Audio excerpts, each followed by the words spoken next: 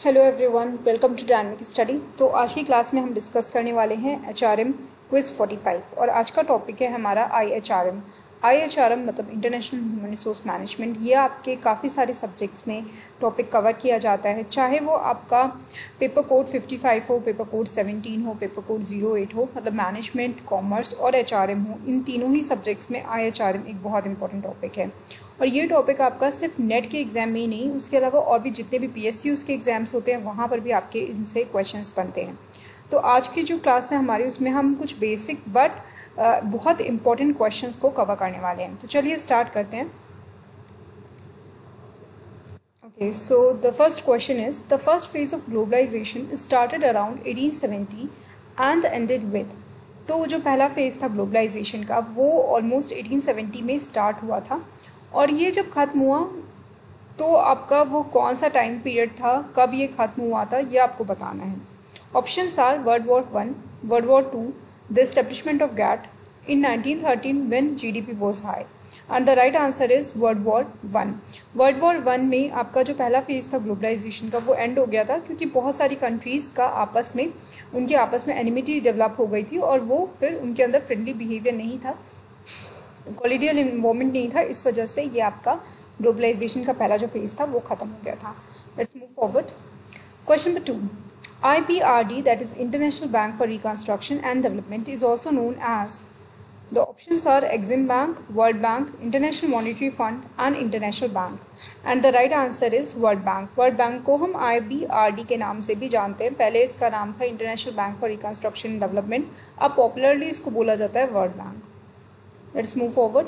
Ultimately, Dash was replaced by the Dash on 1st Jan 1995। 1st Jan 1995 को एक बहुत important body को convert कर दिया गया और उसका नाम चेंज कर दिया गया। या आप कह लीजिए कि काफ़ी ज़्यादा पहले क्या था, वो एक छोटा ऑर्गेनाइजेशन था और उसमें बहुत सारी उसके पास पावर नहीं थी, उसका बहुत ज़्यादा एक्सटेंड नहीं था, बट फाइनली इसको काफ़ी ज़्यादा पावर दी गई और इसको और ज़्यादा स्ट्रॉन्ग बनाया गया, स्ट्रेंथन किया गया इसकी पॉलिसीज़ को। And the right answer is option 3, that is GATT and WTO। आपको पता ही होगा कि गैट को हमने इसको रिप्लेस किया, WTO का नाम दिया गया इसको और इसको और ज़्यादा स्ट्रेंथन किया गया 1995 में। Next question is, which is the right sequence of stages of internationalisation. Internationalisation की प्रोसेस की जब हम बात करते हैं तो डिफरेंट टाइप के स्टेजेस होते हैं जो कि एक कंपनी फॉलो करती है और फिर वो इंटरनेशनलाइजेशन की तरफ मूव करती है। ये जो डिफरेंट सीक्वेंस ऑफ स्टेजेस होते हैं वो क्या होते हैं, इसके बारे में हम बात करने वाले हैं और ये आपका क्वेश्चन है। तो ऑप्शन आपको यहाँ पर दिए हुए हैं, थोड़ा ही डिफरेंस है सारे ऑप्शंस में। वीडियो पॉज कर लीजिए, उसके बाद अच्छे से ऑप्शंस पढ़ लीजिए, फिर आंसर कीजिए। ओके, तो मैं यहाँ पर आंसर आपको बताने वाली हूँ and the right answer is option 2, that is domestic, international, multinational, global and transnational. सबसे पहले कोई भी कंपनी डोमेस्टिक होती है, फिर इंटरनेशनल होती है, फिर मल्टीनेशनल बनती है, फिर ग्लोबल बनती है एंड फिर ट्रांसनेशनल बनती है। ये आपके डिफरेंट टाइप के सीक्वेंस होते हैं इंटरनेशनलाइजेशन के। Next question is question number 5, subsidiaries consider the regional environment for policy strategy formulation is known as.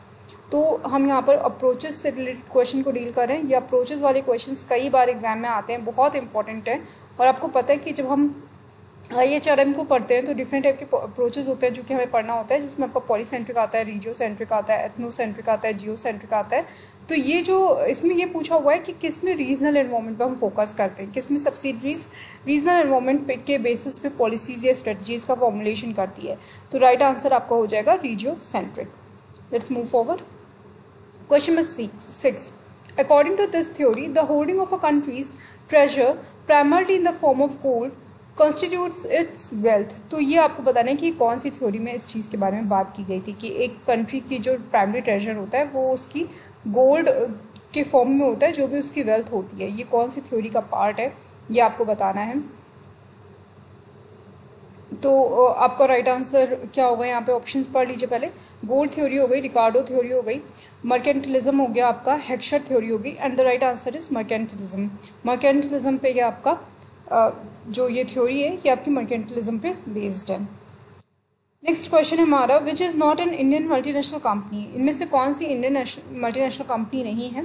तो राइट आंसर आपका यूनिलीवर है। Unilever, Asian Paint, Piramal and Wipro, इसमें से यूनिलीवर आपकी मल्टीनेशनल कंपनी नहीं है। यूनिलीवर जो इंडिया में ब्रांड है यूनिलीवर का, या जो कंपनी इंडिया में ऑपरेट करती है, जो सब्सिडरी है, मतलब ये आप कह लीजिए जो ब्रांच है पर्टिकुलर यूनिलीवर की, वो आपकी बोलते हैं अपने आप को यूनिलीवर हिंदुस्तान लिमिटेड, ठीक है। बट अगर आप बाकी कंट्रीज़ में देखेंगे तो वहाँ पर भी इन्होंने कंट्री के बेसिस पर अपना नाम चेंज किया हुआ है। जैसे यूनिलीवर यूरोपियन लिमिटेड करके है यूरोप में, इसी तरीके से यूनिलीवर मिडिल ईस्ट लिमिटेड करके या ईयू करके, ऐसे करके इन्होंने एमई करके इन्होंने बहुत सारी इस तरीके से अपनी कंपनीज स्टार्ट की है हर एक रीजन में। तो इनका जो भी रीज़न होता है उसी बेसिस पे ये नाम चेंज कर लेते हैं। तो इसको मतलब काफ़ी लोग कंफ्यूज हो जाते हैं कि हिंदुस्तान यूनिलीवर लिमिटेड नाम है तो इसका मतलब हिंदुस्तानी कंपनी है, बट ऐसा नहीं है, ठीक है। ये रीज़न के बेसिस पे अपना नाम चूज़ करते हैं। नेक्स्ट है आपका question number 8, the theory of relative factor endowments is given by, किसने थ्योरी दी थी रिलेटिव फैक्टर्स एंडाउनमेंट की? And the right answer is option 4, that is Ohlin and Heckscher. Ohlin and Heckscher की theory of relative factor endowment, ये theory इन्होंने दी थी। Question number 9, dash is the application of knowledge which redefines the boundaries of global business. Options are cultural values, society, technology and economy. अगर हम knowledge का application को किस तरीके से करें कि हमारे ग्लोबल बिजनेस को की बाउंड्रीज को रीडिफाइन करें, इसको हम क्या बोलते हैं? And the right answer is option 3, that is technology. Technology में हम अपने ग्लोबल बिजनेस की बाउंड्रीज को रीडिफाइन कर सकते हैं। Next question is capitalistic, communistic and mixed are the type of. Capitalistic, communistic and mixed, ये कौन से टाइप क्या हैं ये? And the right answer is option 1, that is economic system. हमें पता है डिफरेंट टाइप के इकोनॉमिक सिस्टम्स होते हैं, जिसमें आपका कैपिटलिस्टिक आता है, कम्युनिस्टिक आता है, मिक्स्ड आता है, ये आपके डिफरेंट टाइप के इकोनॉमिक सिस्टम्स हैं। तो ये आज के 10 क्वेश्चंस थे IHRM पे, इंपॉर्टेंट क्वेश्चंस हैं, इन क्वेश्चंस को अच्छे से सॉल्व कीजिएगा। Thank you so much, keep on watching and keep on learning.